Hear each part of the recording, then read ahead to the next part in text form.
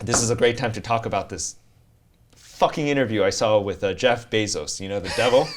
No, but it's really funny. Hey, haters gonna hate. Man, but Jeff Bezos, this guy. He could literally end world poverty. He could literally give everyone in the world $1 million and still be a billionaire, like, bar not. I mean, still. No one's gonna hear my opinion about Jeff Bezos. But that's another episode. But I could be a whole. That could be a whole other segment. But I will tell you this one thing is I read the transcript of this interview that he had with someone or another, right? Mm-hmm. And this guy basically asked him, it's like, what do you look at? Oh, you asked it? Let me finish my first. I thought you asked it.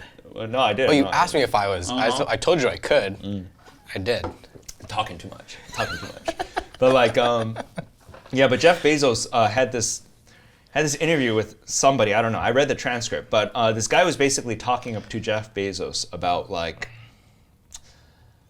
you know, what do you look for when you're looking for companies to partner with or buy out or anything like that, you know? And Jeff Bezos, I mean, I'm sure he has a lot more than this, and this might be bullshit, but it really struck a nerve with me, was he basically asks this question, is the owner of this company... So he asked a question to a question. Well, no, he asks himself the question as the answer.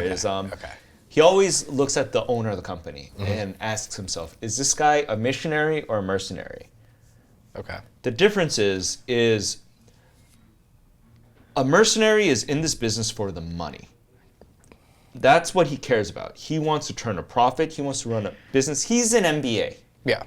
Like, and it's actually really funny. He's numbers. He's a money guy. He doesn't care. Well, Elon Musk actually came out and said something like this too. Like earlier not this month, but last month in February, he basically said something like along the lines of like, there are too many CEOs right now with MBA degrees and not enough CEOs right now who are founders. Yeah. I read about that too. Yeah, we heard this, right? And this is basically along the same lines as this, look, there are missionaries and there are mercenaries. Mercenaries are here to make sure the numbers are correct and the profit is running and all that stuff. Yep. For me, I believe that's the accountant's job. You know, for me,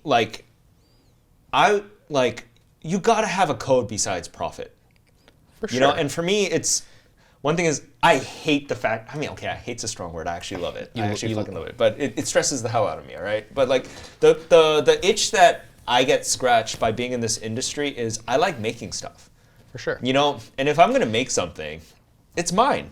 You know, this is my company. It's a piece of you in every single... I gotta make it. And you know, and for me right now, it's like when I see these motherfuckers, you know, these. I mean, honestly, they are. I mean, they're assholes. Yeah. Like, what they're doing is they're going to these places, and they're basically chasing the dollar. You know, they know the price that our buyers want, that Rachel, Tori, and Bianca want to buy this shit for.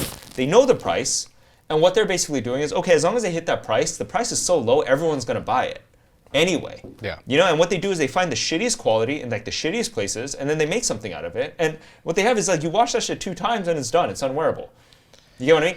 And for me right now, it's like, look, because of the price challenge, the shit that I put out might not be the best quality, but it's gotta be wearable at least. Yeah. You know, and that's for me, like that's a big thing for me. And so for me right now, it's like, look, I know there's some flannel out there right now for $12.99. Yeah. I know there is.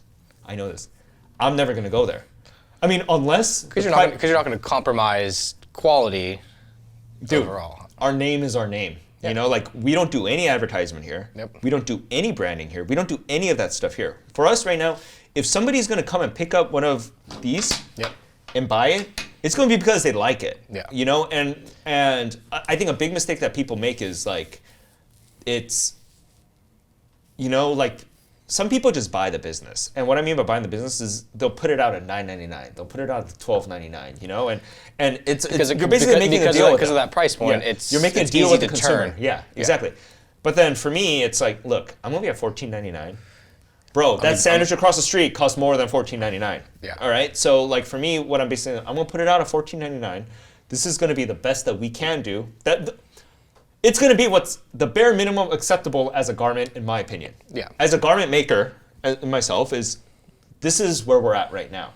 Which is a very good price point compared. I mean, it's not like all things considered, it is, you know. comparatively to other brand name fashion. Yeah, we just don't have Abercrombie and Fitch in front of it, you know, like, you know. But at the end of the day, for me, it's like.